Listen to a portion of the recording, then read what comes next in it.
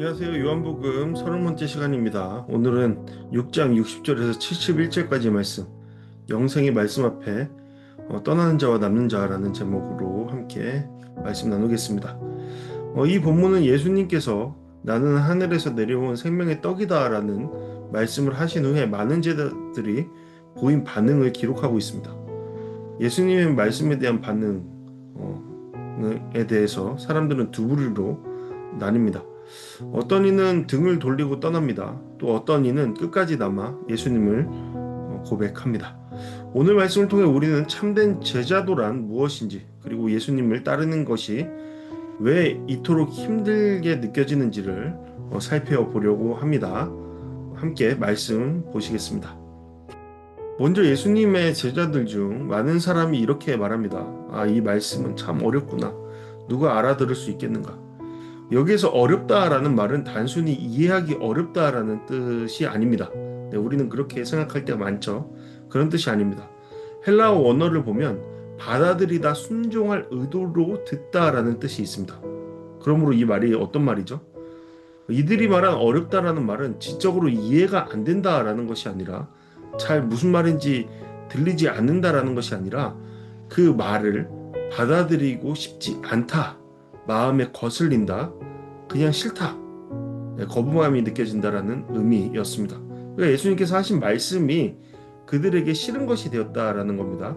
마치 이스라엘 민족들이 광야에서 하나님의 말씀에 대해서 거부감을 느꼈던 그러한 모습처럼 말이죠. 실제로 사람들은 예수님이 말씀하신 몇 가지 중요한 진리에 걸려 넘어지게 되었습니다.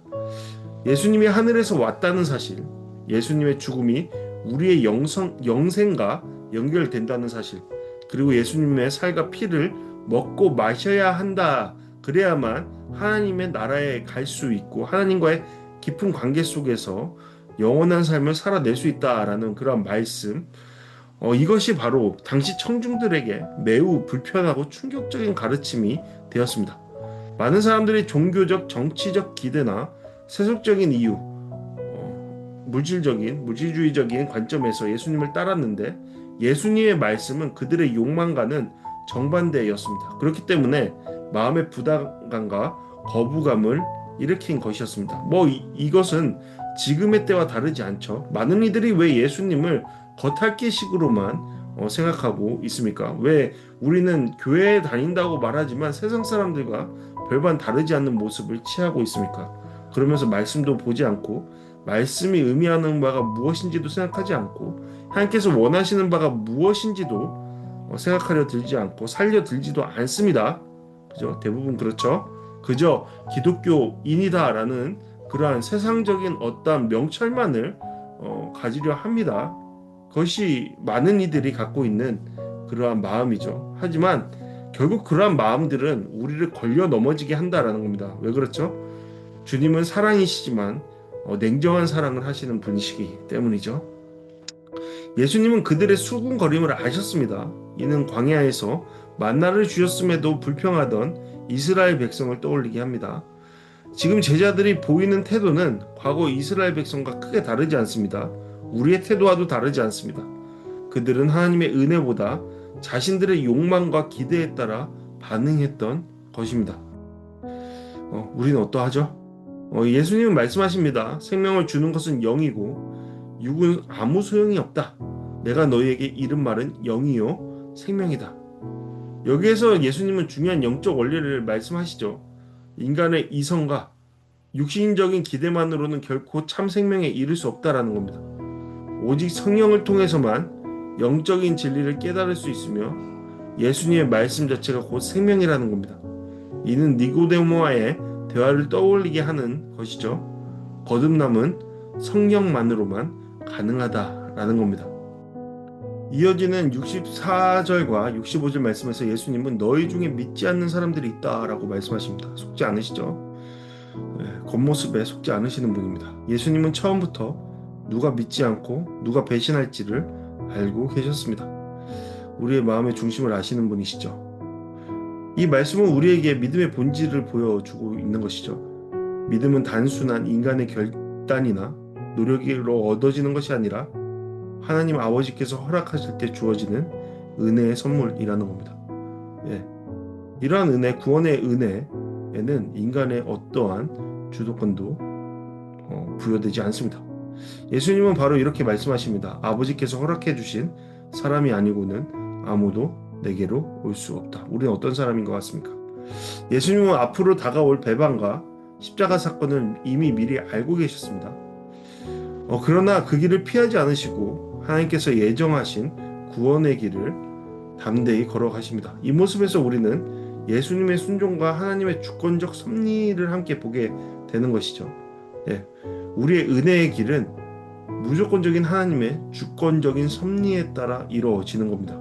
거기에 인간의 노력, 인간의 애씀, 인간의 주도는 없는 것입니다. 우리는 이걸 기억해야 하죠. 따라서 우리는 어떠한 자입니까? 순종하기 위해 부름받은 자들입니다. 하나님의 놀라운 사랑 안에서 말이죠. 이러한 예수님의 말씀 때문에 많은 제자들이 떠나갔습니다.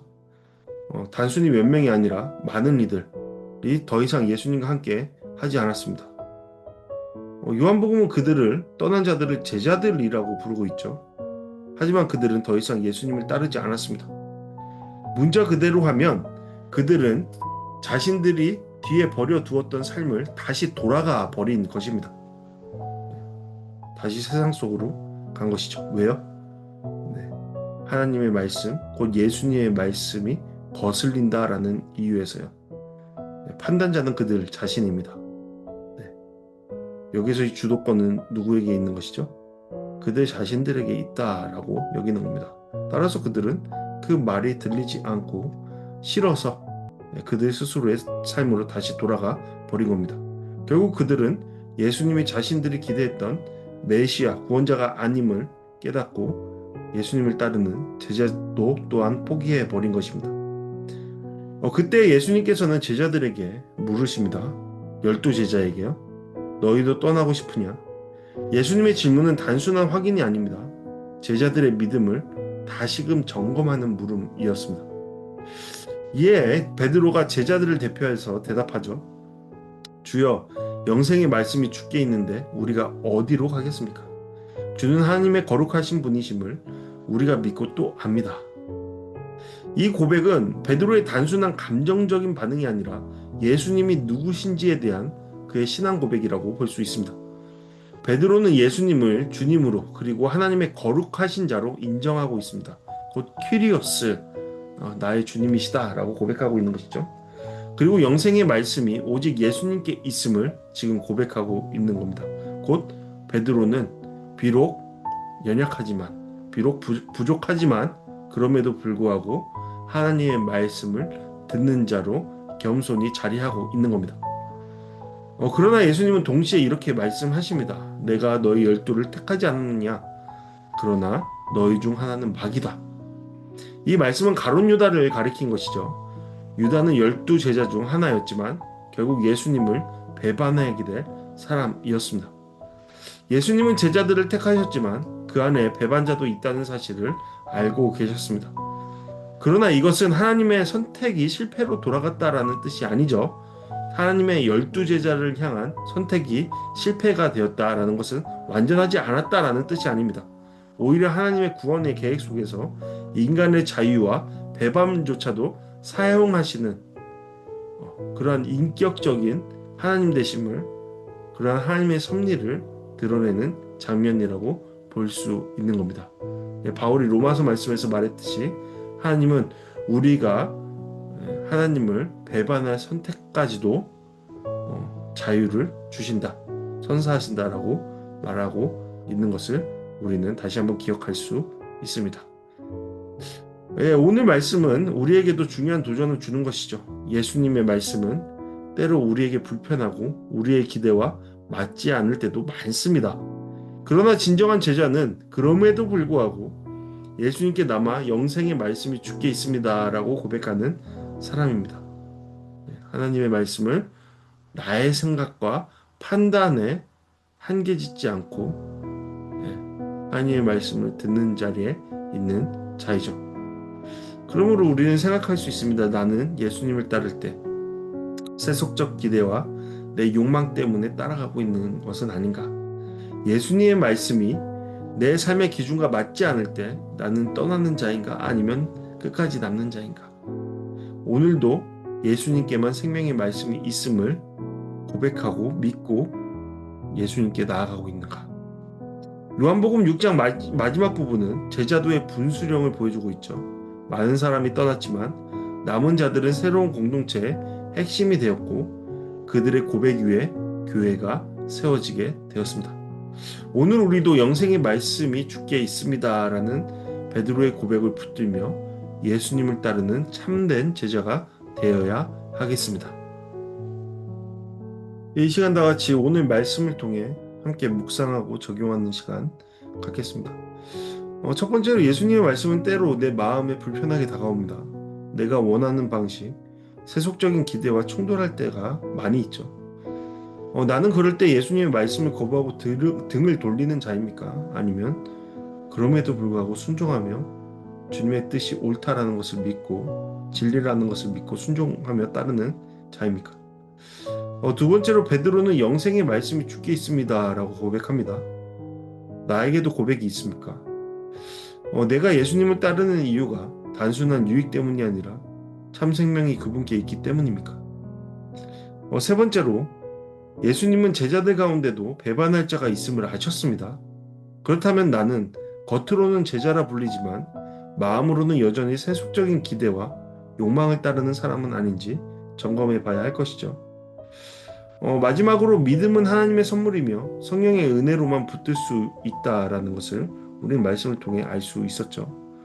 나는 나의 힘과 노력으로 믿음을 지키려 하는 자인지 아니면 하나님의 은혜에 의지하여서 믿음을 지켜가고 있는지를 오늘 말씀을 통해 돌아봐야 할 것입니다. 이 시간 함께 기도하기 원합니다. 나를 위한 기도. 주님, 때로 제 마음에 거슬리고 불편하게 다가오는 주님의 말씀 앞에서도 오직 순종하는 믿음을 주옵소서. 함께 기도하기 원합니다.